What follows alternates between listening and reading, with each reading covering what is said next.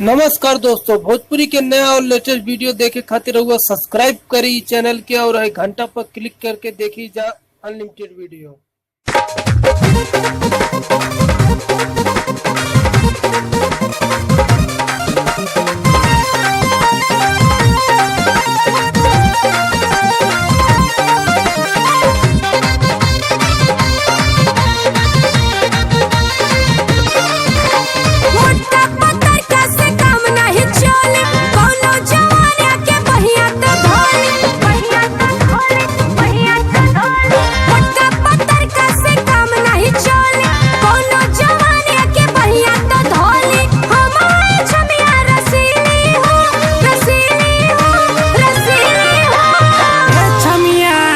DJ पे आवा orchestra में नाचा रानी एक धिंगरा मिली हो।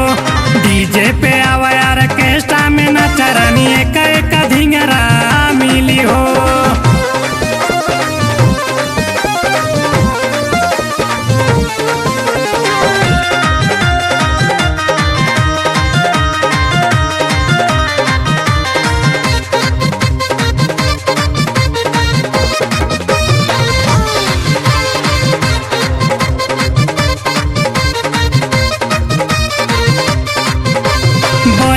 हाई वाला बुढ़वा के चाही कि चाही हाई वाला गुंडा। अरे पक्का देहाती से काम चलेबू कि चाहे लुसहरी लवंडा।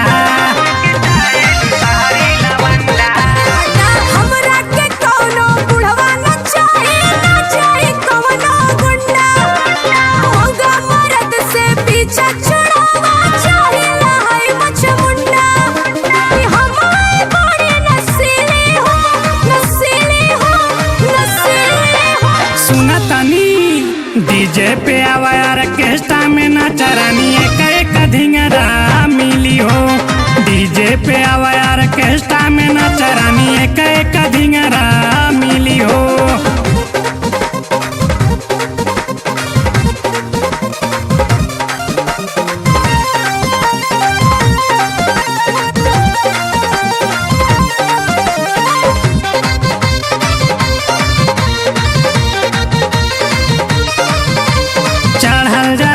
में ज्यादा बगरमी तखरानी देती केला और नहीं तले आवा जौनपुर के मुरई बहुत मजा देला।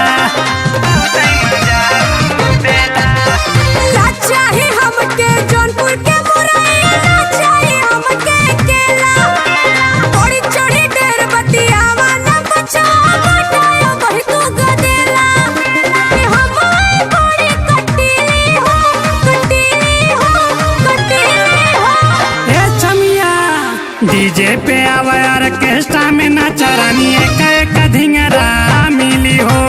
डीजे पे आवा ऑर्केस्ट्रा में नाचा रानी एक धिंगरा मिली हो।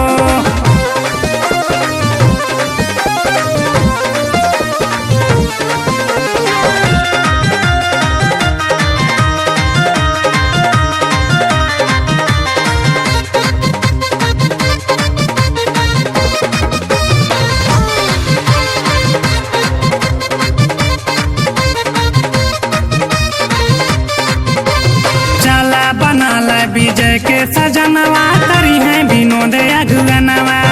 अरे नहीं तो कहियो होई परेशानी फेरा में बा मुस्कनवा।